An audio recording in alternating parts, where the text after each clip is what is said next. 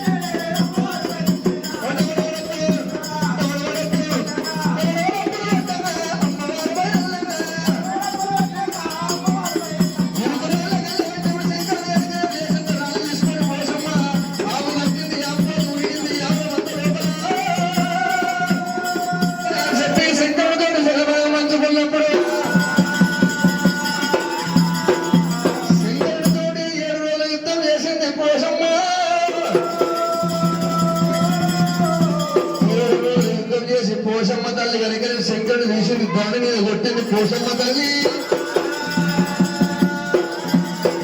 నాయనా సంగమయ్యా ఎన్ని రోజులున్నా నేను కత్తికి భాషంగా కట్టుకొని కళ్యాణ వార్త నాయనా.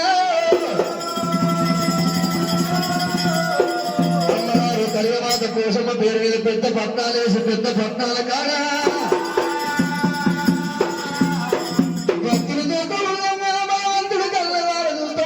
పెద్ద పట్నాలు వేసి పెద్ద పట్నంలో అందుకనే అంటారమ్మ శివనాటి భూమి మీద ఎర్రనివైన ఉంటావు. వీరికి ఎంతమంది భక్తులు నాకు ఇప్పుడే కనబడతారమ్మా. ఇప్పుడు వాళ్ళు ఇక్కడ గంగరేని ఇట్ల కింద పట్నమే ఉంటారమ్మా. మన శివస్వామి గంగరేని ఇంటి కింద కొబ్బరి కావాలి ఎట్లా పెద్ద పట్నం వేస్తామో ఇవాళ కాళీపోషమ్మ పేరు మీద పెద్ద పద వేస్తే పెద్ద పట్టాలు వీరికి 500 రూపాయలు.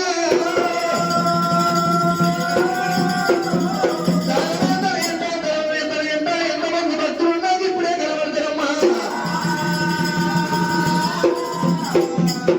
కోరికమ్మగారు 101 రూపాయలు కాళీపోషమ్మ పేరు మీద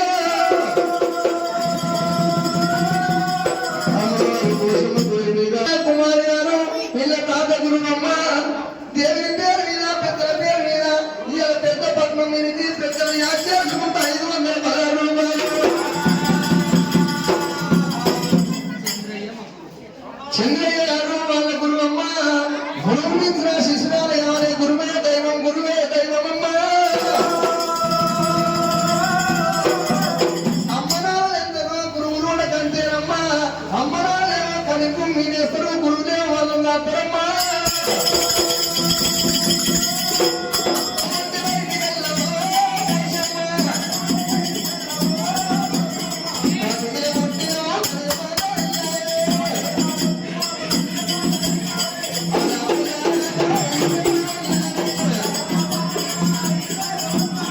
అమ్మవారు కళ్యాణ పురుషుల పేరు మీద బదులు పెట్టిన అవసరమ్మా.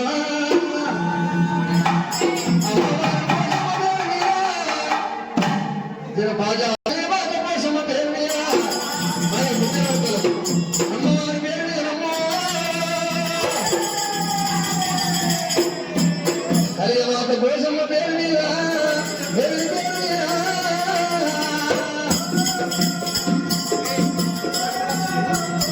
బొగ్గులు బొగ్గు పోషమ్మ కళ్యాణ పేరు ఉండదు పోషమ్మ. పెద్దపట్నం మీదకి డబల్ బెడ్రూమ్ వాసనమ్మ.